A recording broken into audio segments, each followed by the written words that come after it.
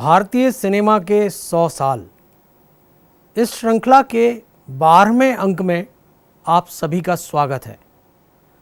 अभी तक हमने देखा कि भारत में किस तरह सिनेमा पल्लवित होता है और उसके अलग अलग रंग हमें देखने को मिलते हैं।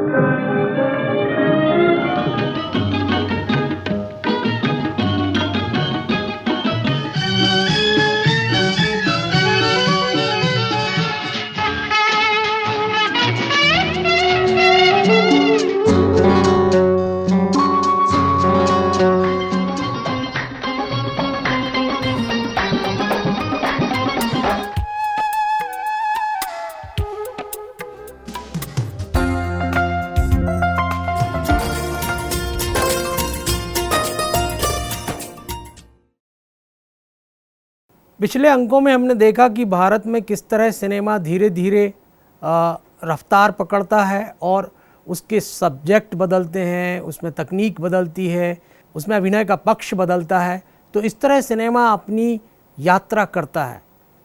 पिछले अंक में हमने देखा था कि 1950 से 1960 के बीच सिनेमा किस तरह अपनी यात्रा जारी रखता है।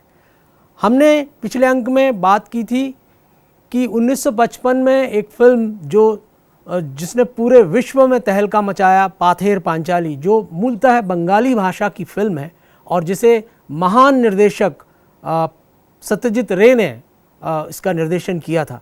इस तरह हम आगे देखते हैं तो 1955 से लेकर 1960 के बीच में बहुत सारे ऐसी फिल्म्स हैं जो आज भी दुनिया में अपनी तकनीक के कारण, अपने अभिनय के कारण, अपने सफलता के कारण महत्वपूर्ण मानी जाती हैं। इसी क्रम में हम आज ये चर्चा करने जा रहे हैं कि 1950 से 1960 के बीच ऐसे कौन से कलाकार हैं, ऐसे कौन से निर्देशक हैं जो इस दौर में अपना मुकाम बनाते हैं। तो जैसे हम निर्देशकों की चर्चा करते हैं तो 1950 से 1960 के बीच में राज कपूर का नाम आता है, बिमल रॉय का नाम आता है, गुरुदत्त का नाम आता है, इस दौर में विजय भट्ट का नाम आता है। इस दौर में और भी ऐसे बहुत सारे निर्देशक हैं जो बखूबी बहुत ही बेहतरीन फिल्में एक के बाद एक लगातार दे रहे थे। इस दौर के प्रमुख अभिनेताओं की यदि हम बात करते हैं तो इसमें राज कपूर, दिलीप कुमार, राजेंद्र कुमार, राजकुमार का नाम आता है। और यदि हम अभिनेत्रियों की बात करते हैं तो इस दौर में नरगिस, वहीदा रहमान, नूतन, माला सिन्हा, सुरैया, गीता बाली जैसी अभिनेत्रियों का नाम प्रमुखता से सामने आता है। इसके अलावा बहुत सारे ऐसे सह कलाकार हैं जैसे कि जगदीप, मोहन चोटी, मुकरी, भगवान और महमूद। इस दौर के हम कलाकारों की चर्चा करते हैं तो बहुत सारे ऐसे नाम हैं जो हमेशा खलनायक की भूमिका में नज़र आते हैं, जैसे रहमान, मुख्तार, के.एन. सिंह, कन्हैया लाल। ख़ास तौर पर कन्हैया लाल का उल्लेख यहाँ करना ज़रूरी है। कन्हैया लाल, बहुत सारी ऐसी फिल्में हैं जिनमें वे प्रमुखता से एक बहुत ही मजबूत खलनायक दिखाई देते हैं और उनकी खलनायकी की चर्चा लंबे समय तक कला समीक्षक करते रहते हैं। तो इस तरह यह दौर प्रतिभा संपन्न कलाकारों का भी दौर है। और यहाँ एक बात का उल्लेख करना आवश्यक है कि यह उस वक्त की ये सिनेमा की कहानी है जब शहरों, बड़े बड़े शहरों की अपेक्षा गांव से और छोटे कस्बों से, छोटे शहरों से कलाकार निकलकर बड़े बड़े शहरों तक पहुंच रहे थे। ख़ास तौर पर मुंबई जाने वालों का एक तांता लगा हुआ था। बहुत सारे तकनीशियन, कलाकार, निर्देशक, म्यूजिशियन, गायक ये छोटे शहरों से बम्बई की तरफ जाना धीरे धीरे शुरू हुए थे क्योंकि आवागमन के साधन धीरे धीरे बढ़ रहे थे। भारत में तेज़ी से चीज़ों का विस्तार हो रहा था।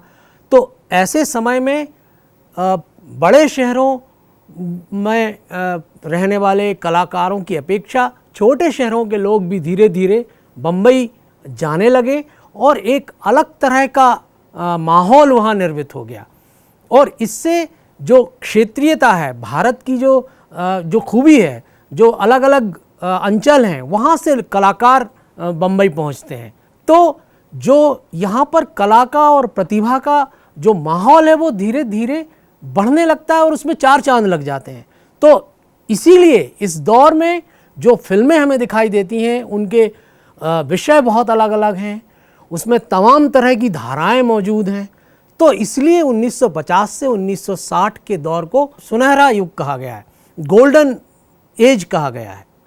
इसके पहले कि हम आगे की चर्चा आरंभ करें, यहाँ उल्लेख करना ज़रूरी है कि सन 1955 में एक और बेहतरीन फिल्म सामने आती है जो कि कला की दृष्टि से, सिनेमा की दृष्टि से, संगीत की दृष्टि से अति महत्वपूर्ण है। उस फिल्म का नाम है झनक झनक पायल बाजे। यह फिल्म भी शांताराम ने निर्देशित की है और इस फिल्म में उनकी पत्नी संध्या गोपी कृष्ण जो कि नृत्य निर्देशक हैं, उन्होंने इसमें भूमिकाएं अदा की हैं। और यह फिल्म अपने दौर की बड़ी खूबसूरत फिल्म है।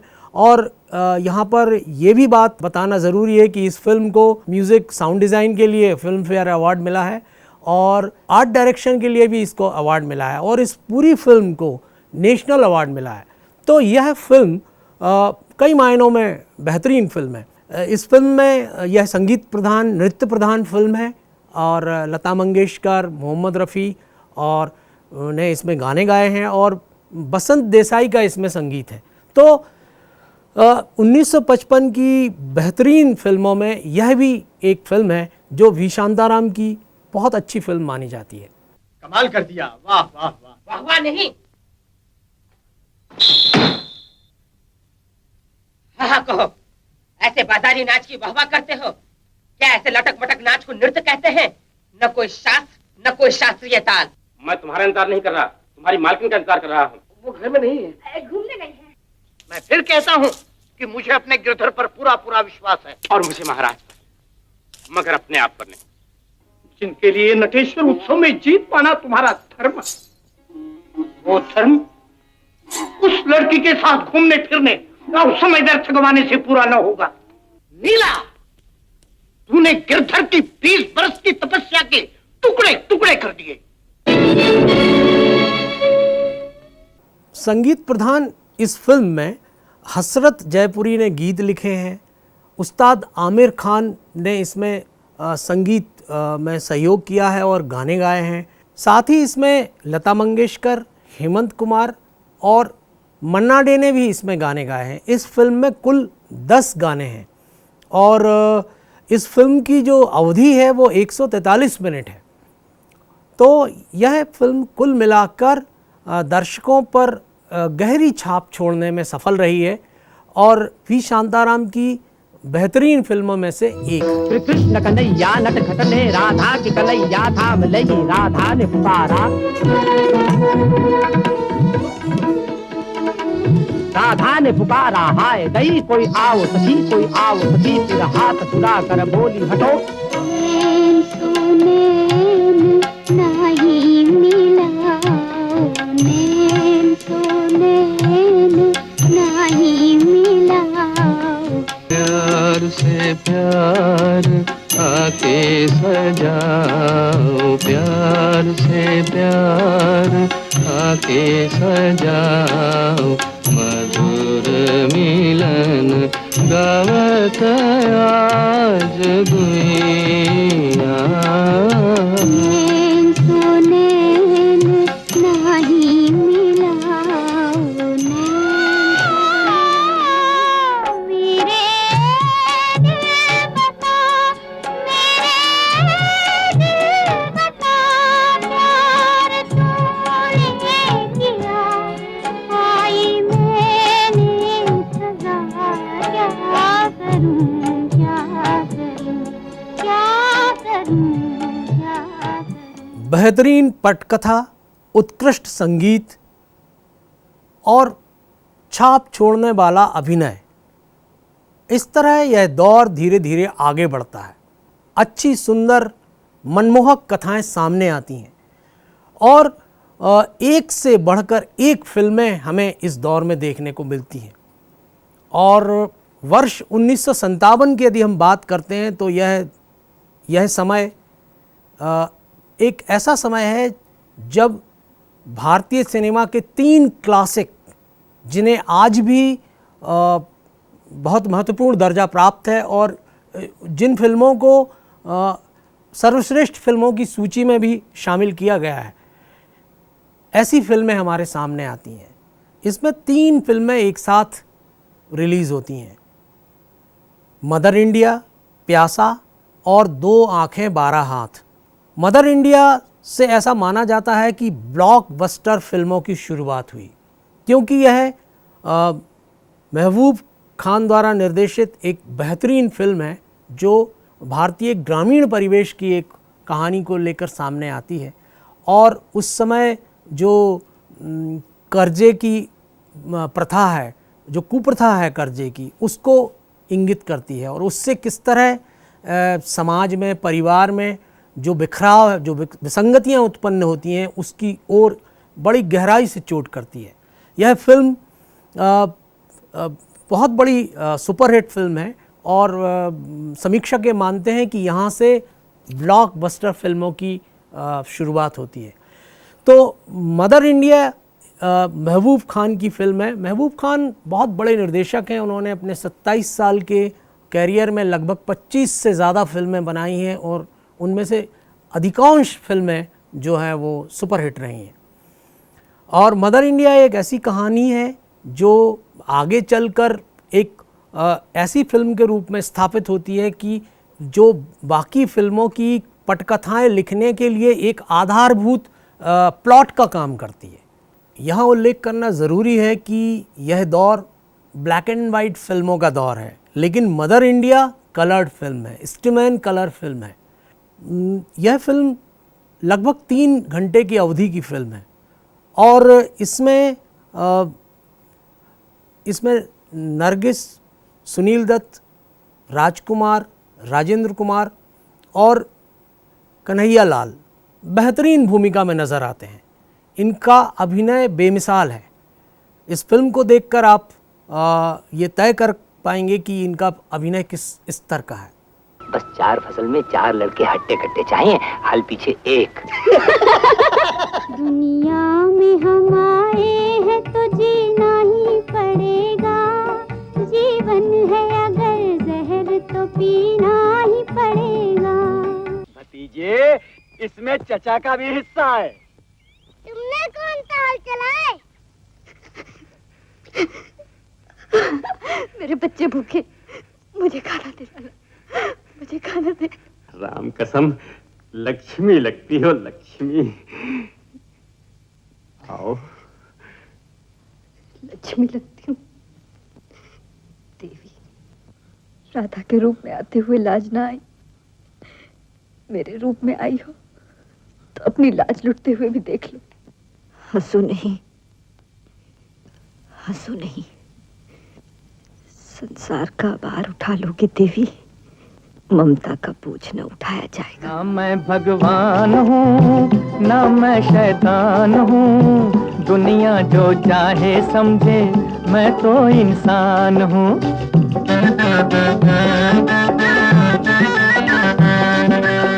तो हिसाब देखेगा हैं? अब सुखी लाला के ये दिन आ गए बेटा कि हिसाब दिखाना पड़ेगा। सुख भरे दिन भीतर भैया अब सुख आयो रे, रंग जीवन में नया लायो रे। होए होए दुख भरे दिन भीतर भैया। लाला, मेरी माँ के कंगन कोई नहीं पहन सकता। लौटा दे कंगन, लौटा दे, नहीं तो कंगन का साथ तेरी बेटी भी ले जाऊंगा।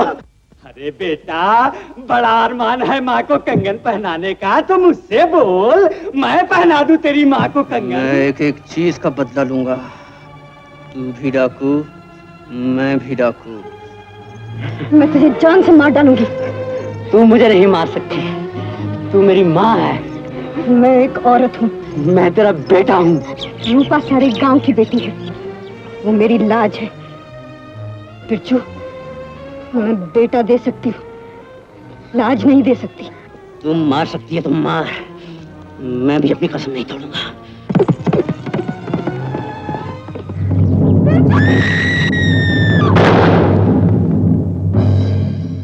1958 के फिल्म फेयर अवार्ड में इस फिल्म की धूम रही। Best film, best direction, best actress, best sound design, तमाम तरह के पुरस्कार इस फिल्म ने बटोरे, क्योंकि यह फिल्म है ही बेहतरीन। मदर इंडिया जो फिल्म है उसको एक और बात का गौरव है कि यह भारत की पहली फिल्म है जो ऑस्कर एकेडमी अवार्ड के लिए नॉमिनेट हुई थी। हमने पूर्व में चर्चा की है कि इस समय छोटे शहरों से कलाकार अपने अपने अंचल का गौरव लेकर, अपने अपने अंचल की सुगंध लेकर मुंबई की तरफ आ रहे हैं। ऐसे में हम भाषा की बात करते हैं तो जैसा कि मैंने पूर्व के सारे अंकों में यह चर्चा की है कि किस तरह आंचलिकता का प्रभाव भारतीय सिनेमा पर पड़ा है। उसी क्रम में उर्दू भाषा का विशेष महत्व है। इस दौर की बहुत सारी ऐसी फिल्में हैं जिनमें उर्दू भाषा का सौंदर्य दिखाई देता है, और उसमें यदि हम चर्चा करते हैं तो प्यासा गुरुदत्त की एक फिल्म है जो 1957 में रिलीज़ हुई, और रिलीज़ करते वक्त जो फिल्म मेकर्स थे उस समय के, जो उनके प्रोड्यूसर्स थे, बड़े चिंतित थे कि इसी दौर में मदर इंडिया जैसी फिल्म रिलीज़ हो रही है तो इसकी कमर्शियल सक्सेस क्या होगी। लेकिन प्यासा भी बहुत बड़ी हिट हुई और उसने बॉक्स ऑफिस पर बहुत बड़ी कमाई की। प्यासा एक ऐसी फिल्म है जो उर्दू शायरी को जनमानस के सामने लाती है, और उर्दू शायरी का वैभव इसमें दिखाई देता है। यह एक शायर की कहानी है, और इस फिल्म में उर्दू की नज़्म, उर्दू की गज़ल, उर्दू की शायरी का बेहतरीन इस्तेमाल हमें देखने को मिलता है। इस फिल्म में एक ऐसे शायर की कहानी है जिसकी गज़लें, नज़में चोरी हो जाती हैं और वो डिप्रेशन में, एक निराश में चला जाता है, और बाद में वो सारी चीज़ें दुनिया के सामने आती हैं। तो इस तरह से इसमें स्टोरी टेलिंग बखूबी, स्टोरी टेलिंग का जो क्राफ्ट है फिल्म का वो बहुत ही उम्दा है, और इसमें तकनीक, ख़ासतौर पर इसमें जो light, black and white film है ये, और इसमें लाइट्स का बहुत ही खूबसूरत इस्तेमाल हमें देखने मिलता है। जो गुरुदत्त साहब की मुख्य विशेषता थी, वे लाइट्स का बहुत ही बेहतरीन इस्तेमाल अपनी फिल्मों में करते थे, और जो यथार्थवाद है, जो ब्लैक और वाइट के बीच में होता है, जिसे हम ग्रे साइड ऑफ लाइफ कहते हैं, उसको उन्होंने अपनी फिल्मों में दिखाने की कोशिश की है।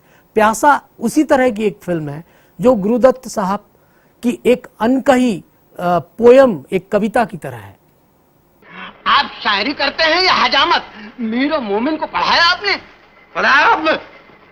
जी, उन्हें भी पढ़ा है और जोश और फैज को भी, जो आपकी समझ से बाहर है। जाने क्या तूने कही, जाने क्या मैंने सुनी, बात कुछ बन ही गई। जाने क्या तूने कही।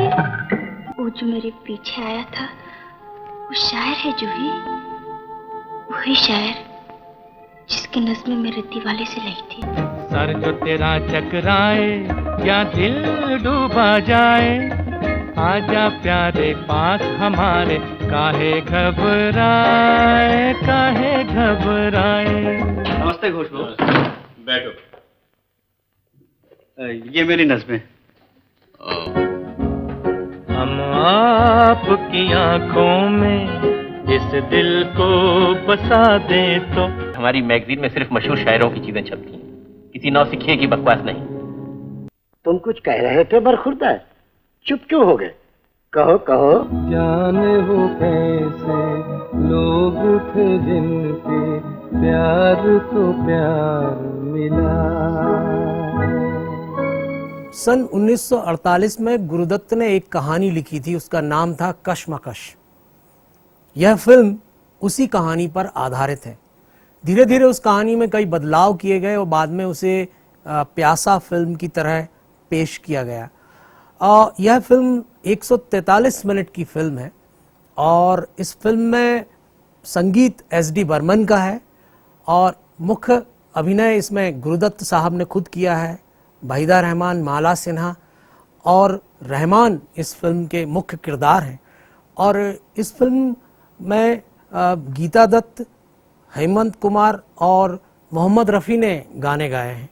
प्यासा फिल्म की एक ख़ास बात और है कि जब हम इसमें उर्दू का सौंदर्य देखते हैं तो इसमें साहिर लुधियानवी साहब का जिक्र करना बहुत ज़रूरी है, क्योंकि उनके गाने इस फिल्म में इस्तेमाल किए गए हैं। ये महलों, ये तख्तों, ये ताजों की दुनिया, ये इंसान के दुश्मन समाजों की दुनिया, ये दौलत के भूखे रवाजों की दुनिया, ये दुनिया अगर मिल भी जाए तो क्या है, ये दुनिया अगर मिल भी जाए तो क्या है। इस सिलसिले में एक बात यहाँ पर उल्लेख करना ज़रूरी है कि 1957 में एक जो फिल्म है, जो महत्वपूर्ण फिल्म है, जो टेक्स्ट फिल्म है, उसका नाम है 2 आँखें 12 हाथ, जो कि भी शांताराम की फिल्म है। और यह फिल्म भी टेक्स्ट फिल्म है, आज भी कई फिल्म स्कूल के सिलेबस का हिस्सा है। इस फिल्म के पीछे ये कहा जाता है कि महाराष्ट्र के सतारा में एक प्रयोग हुआ था खुली जेल का। उसमें कैदियों को खुली जेल में रखा गया था और तमाम तरह के जेल सुधारों के अंतर्गत कुछ प्रयोग किए गए थे और भी शांताराम ने इस विषय को चुना और इस पर एक फिल्म बनाई 2 आँख 12 हाथ। और यह फिल्म 1957 में रिलीज़ होती है और 143 मिनट की फिल्म है। इसमें भी शांताराम ने स्वयं अभिनय किया है और जो जेल वार्डन का अभिनय है, आदिनाथ उस कैरेक्टर का नाम है, और वे बहुत खूंखार डकैतों को लेकर आते हैं और उन्हें उनके मनोविज्ञान को बदलने की कोशिश करते हैं। वाह, बहुत अच्छा चुनाव है। सब के सब खूनी, 302 के मुजरिम, इन्हें जेल के बाहर ले जाएंगे आप। तुम्हारे इन 12 हाथों में फौलादी ताकत है। तुम्हें अपनी रोटी खुद अपने ही हाथों कमानी है। सैया झूठों का बड़ा सरताज निकला, मुझे छोड़ चला, मुख मोड़ चला, दिल तोड़ चला, बड़ा धोखेबाज निकला।